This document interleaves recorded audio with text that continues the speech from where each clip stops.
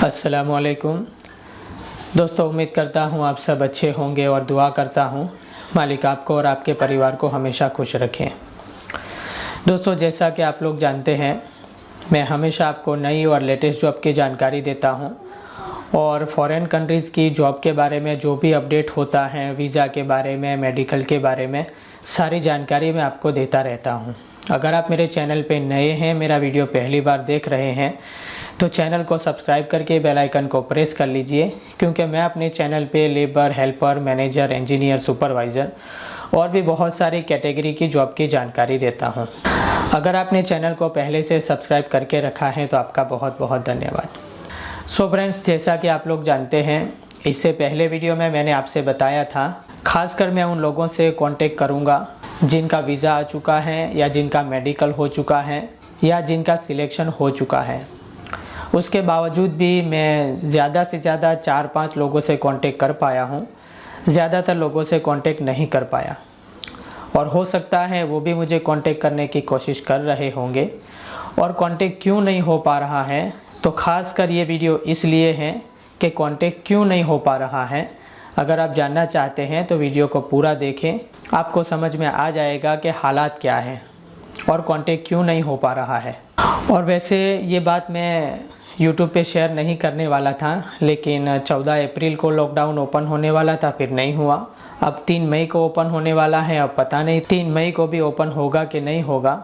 और मैंने सोचा कि आप कांटेक्ट करने की कोशिश कर रहे होंगे और सब्र भी नहीं हो रहा होगा, इसलिए मैंने सोचा कि अब इस बात को YouTube पे शेयर कर दूं, ताकि जो लोग भी मुझसे कांटेक्ट करने की कोशिश कर रहे हैं उनको समझ में आ जाए और उन तक ये बात पहुंच जाए।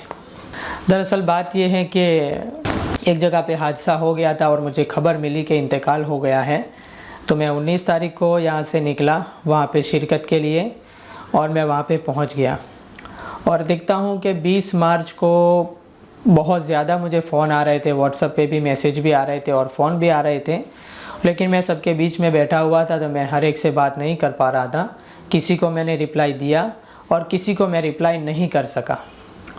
अब ज़ोहर के बाद 20 मार्च को जनाजे की नमाज़ थी, तो मैंने सोचा कि चलो नमाज के बाद ही थोड़ा एक तरफ हो के टाइम निकाल के बात कर लूँगा। और फ़ोन में चार्ज भी ख़त्म हो रहा था, तो मैंने फ़ोन को चार्ज में लगा दिया वहाँ पे और हम लोग जनाजे की नमाज़ के लिए निकल गए। जब नमाज से फ़ारिग होके वापस आए तो मैंने देखा कि अपना फ़ोन जो चार्ज में लगाया था वो वहाँ पे था नहीं। अब पहले तो मुझे पता नहीं चला कि हुआ क्या है, लेकिन बस मैं अंदर ही अंदर और इधर उधर देखता रहा कि फ़ोन किसने बात करने के लिए लिया होगा। और वहाँ पे बताना भी मैंने मुनासिब नहीं समझा, क्योंकि वो लोग पहले से ही गम में थे और जाहिर सी बात है, जिसके घर में इंतकाल हो जाता है तो वहाँ पे लोग किस तरीके से परेशान होते हैं।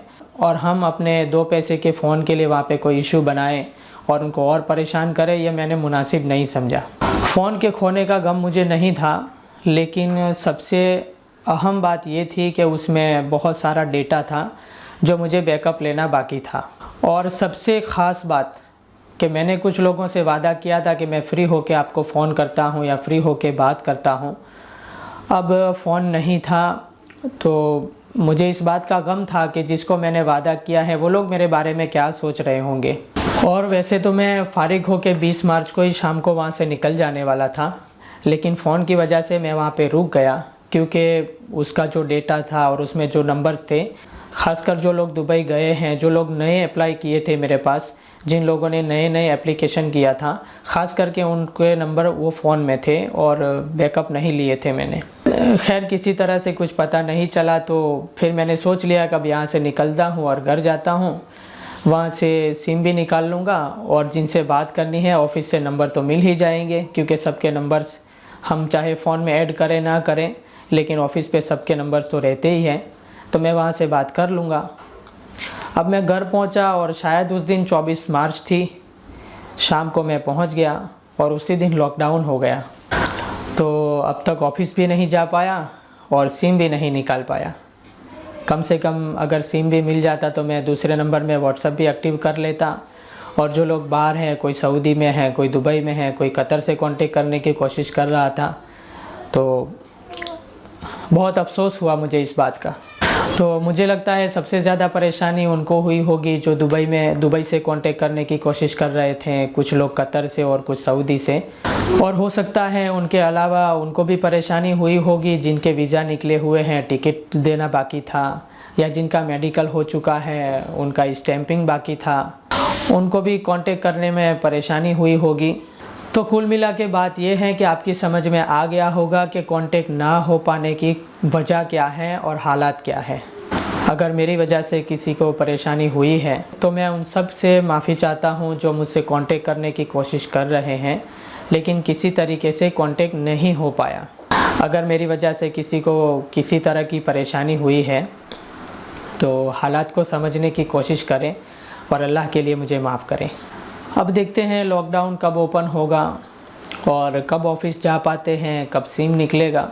खैर अब बात तो तभी हो पाएगी जब ऑफ़िस पे जा पाएंगे या लॉकडाउन ओपन हो पाएगा, क्योंकि आप सबको पता है पूरी दुनिया एक बीमारी की वजह से, कोविड-19 जो बीमारी फैली हुई है उसकी वजह से पूरी दुनिया के लोग परेशान हैं। सिर्फ हम ही नहीं, लाखों लोग इसी वजह से परेशान हैं। कोई यूरोप में, कोई गल्फ़ कंट्री में, या हमारे देश में भी देख लीजिए, इसी की वजह से हम लोगों को घर में बैठना पड़ रहा है।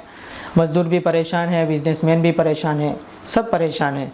बस हालात को समझने की कोशिश करें।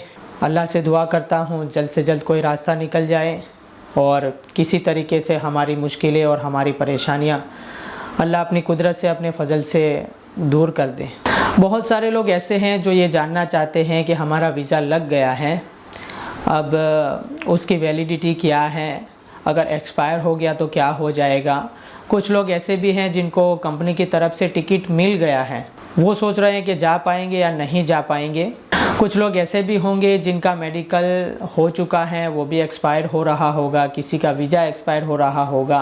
तो ये सारी बातें जो हैं, जितनी भी परेशानियां ये बीमारी की वजह से हो रही हैं फ़ॉरेन जाने वालों को, तो इसके बाद वाले वीडियो में मैं कोशिश कर रहा हूँ ज़्यादा से ज़्यादा डिटेल्स में इकट्ठा करके इसके बाद वाले वीडियो में आपको सारी की सारी जानकारी दूंगा।